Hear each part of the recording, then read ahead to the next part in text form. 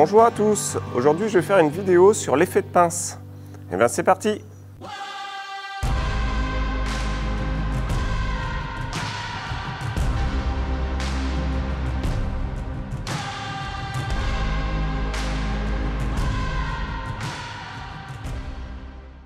L'effet de pince c'est quoi?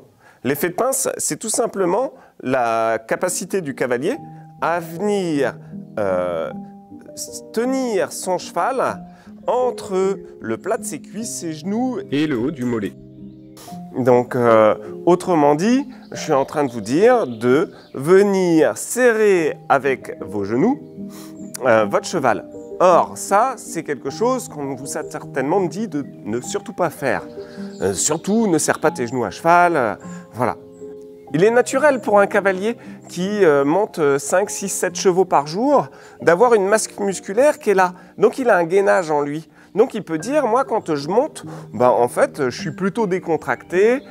Donc du coup je demande la même chose à mes élèves. Je demande de la décontraction. Or, dans la réalité, le cavalier il a un gainage en lui qui fait qu'il ne se rend pas forcément compte de la masse musculaire qui lui est propre. C'est un peu comme deux personnes qui ont même taille, même âge, même poids, même couleur de cheveux, vont faire du footing. Seulement, il y en a une qui s'entraîne tous les jours et l'autre personne, c'est la première fois. Elles courent ensemble et puis arrivées au bout d'un kilomètre, il y en a une qui dit à l'autre « Oh ben moi, j'en peux plus, je suis rincé ». Et l'autre qui est entraîné dit « Ben non, mais moi je suis même pas encore échauffé ». Donc en fait, c'est très relatif. Il y en a une qui a déjà sa masse musculaire qui est en feu et l'autre qui n'a même pas encore ressenti le moindre effort de sa part. Et c'est un peu l'image aussi du gymnaste qui fait l'équerre pendu à une barre et qui est capable de vous parler et de vous dire les choses avec sourire et décontraction. Et que vous essayez de vous pendre à cette barre, vous remontez et vous grimacez à l'idée de... parce que en fait ça tire dans la ceinture abdominale que de remonter ses jambes à l'équerre et que une fois que les jambes sont arrivées à l'équerre, si ça arrive, si je vous dis maintenant décontracte-toi, non mais ça va, non, parce que la masse musculaire n'est pas là. Et ce que je veux dire par là, c'est que pour être cavalier, ça demande aussi une masse musculaire énorme. Ça demande énormément d'intensité dans notre gainage, et notamment au niveau de nos adducteurs et de l'effet de pince, mais aussi dans notre dos. Et par conséquent, en fait, il ne faut pas le sous-estimer ça.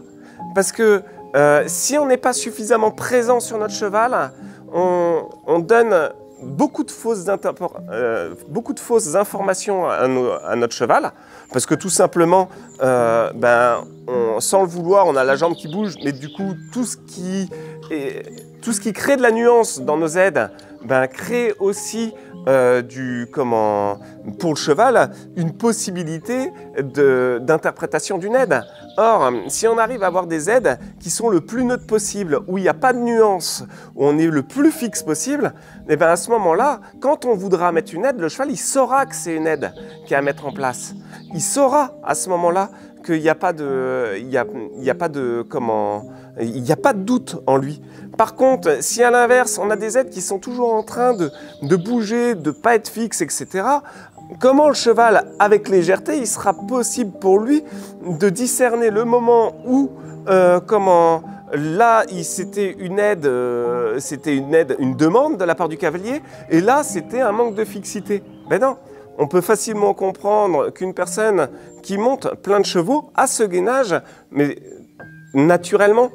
Et on ne se rend pas compte de cette masse musculaire qu'on a en nous et que le cavalier qui commence n'a pas du tout. Et c'est en ça où, là, je pense que c'est important de clarifier la situation.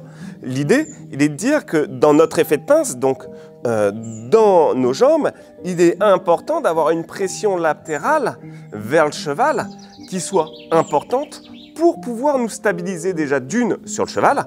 Donc c'est ce qui me permet, si jamais mon cheval fait un écart, de pouvoir tenir en selle par mon assiette et mes jambes, mais aussi dans le cas où, dans le travail du cheval, ne pas parasiter mes demandes. C'est-à-dire que tant que je suis complètement au contact avec mes jambes, que je ne fais qu'un avec mon cheval, parce que j'ai une pression, la pression qu'il y a, qui est latérale, elle est continue.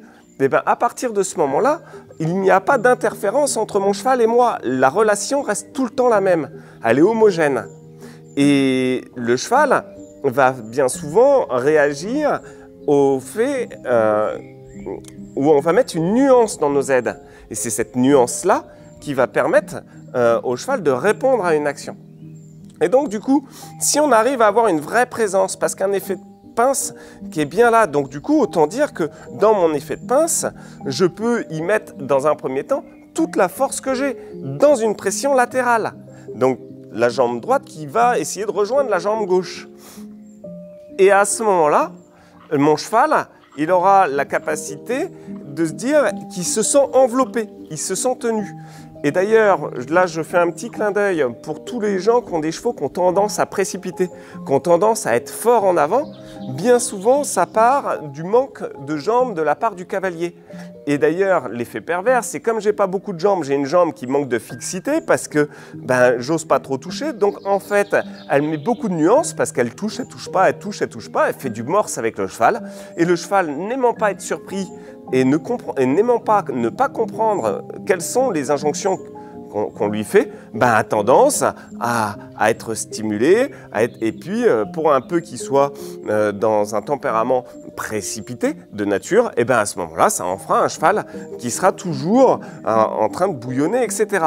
Le moment où le cavalier va venir être réellement présent avec ses jambes, mais quand je dis vraiment présent, pour un cavalier qui n'a pas des adducteurs en santé, musclés ou gainés, on peut le dire comme on veut, c'est un effort considérable. Et j'insiste là-dessus, parce que c'est ce qui fait que vous allez pouvoir gagner de la confiance en vous, tout simplement parce que le fait de se sentir stable à cheval va énormément vous faire gagner en confiance. Ça va vous permettre aussi d'être beaucoup plus collé à votre cheval, donc beaucoup plus lié à votre cheval. Donc chacune des informations que vous voudrez faire passer, elle passera, et ça passera naturellement. Donc pour ça, travaillez cet effet où vous vous rapprochez, vous serrez votre cheval comme si vous vouliez, entre guillemets, l'écraser entre vos jambes. Voilà. Donc, ce que je dis, c'est que vaut mieux que vous fassiez des sessions où vous êtes vraiment présent, vous mettez tout ce que vous avez dans les jambes pendant 3, 4, 5 minutes, et puis vous relâchez, vous dites c'est bon, pause à tous les deux avec le cheval, et puis on reprend pendant 3, 4, 5 minutes, quitte à faire des entraînements sur un ballon, les gros ballons les gros ballons gonflables là.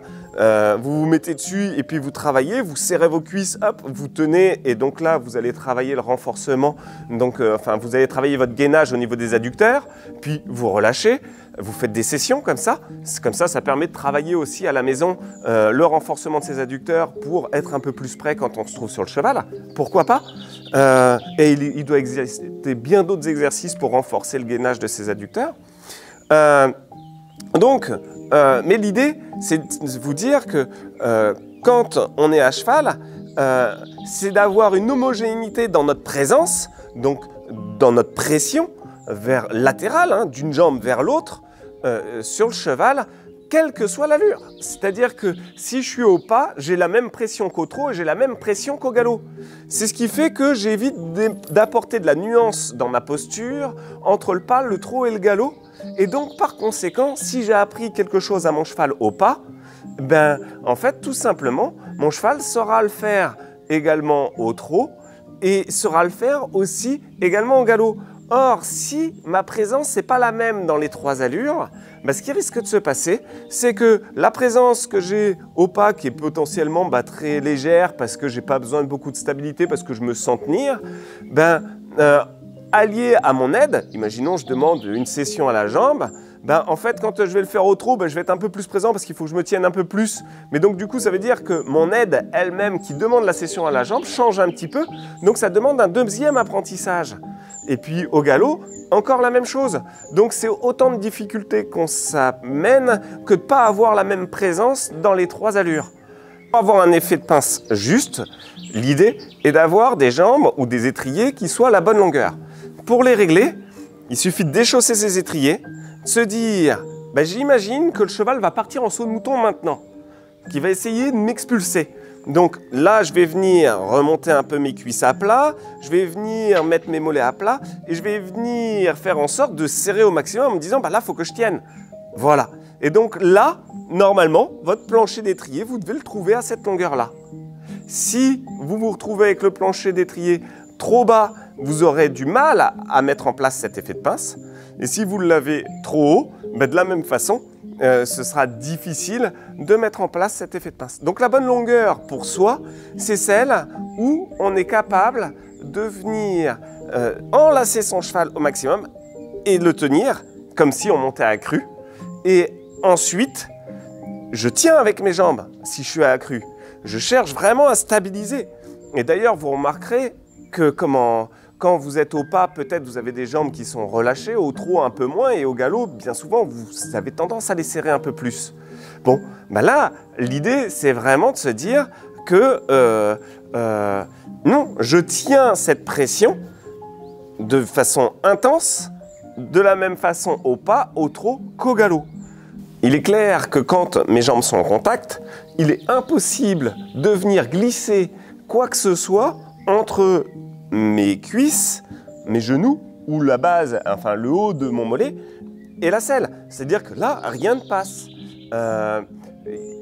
C'est vraiment intense. Donc une fois que je mets toute cette puissance là, déjà d'une, vous pourrez tomber sur des chevaux du coup qui ne seront pas spécialement habitués à ça. Et par conséquent, qui auront tendance à fuir, notamment les chevaux qui précipitent. Et là, c'est leur demander de dire non, on reste arrêté. Là, tu acceptes cette présence et il n'y a pas de problème. Et donc, du coup, le cheval, il va se mettre à accepter les jambes du cavalier, tout simplement, et non plus les fuir systématiquement, mais aussi le fait de mettre cette présence sur des chevaux qu'on pourrait considérer comme, entre guillemets, mous, on pourrait se dire, oui, mais ça va le rendre encore plus mou. Non, pas du tout, parce que c'est de la présence. Par contre, quand je contracte mon mollet au-delà de cette présence, c'est-à-dire que je mets une légère contraction de mon mollet, le cheval, il doit se mettre en avant. Et si ce n'est pas le cas, le stick, il agit tout de suite derrière. Mais il n'y a aucune force de mise en jeu dans l'idée de le mettre en avant.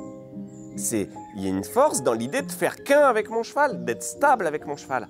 Mais en aucun cas, il y a une force quelconque dans l'idée de créer le mouvement, de créer la cession, de créer quoi que ce soit. Il y a zéro force, il y a énormément de présence.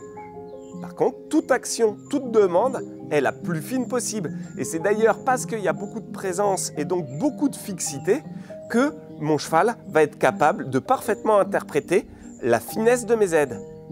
A l'inverse, si je n'ai pas de fixité, je n'ai pas de possibilité d'être fin avec mon cheval. C'est ainsi que s'achève la vidéo. Je vous souhaite de bien vous amuser avec vos chevaux et je vous dis à bientôt. Nous sommes heureux de vous accueillir dans notre écurie en Suisse normande.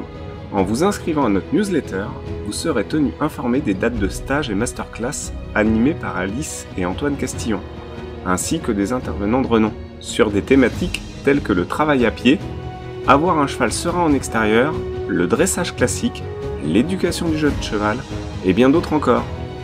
À très vite! Vous trouverez le lien pour vous inscrire à la newsletter dans la description.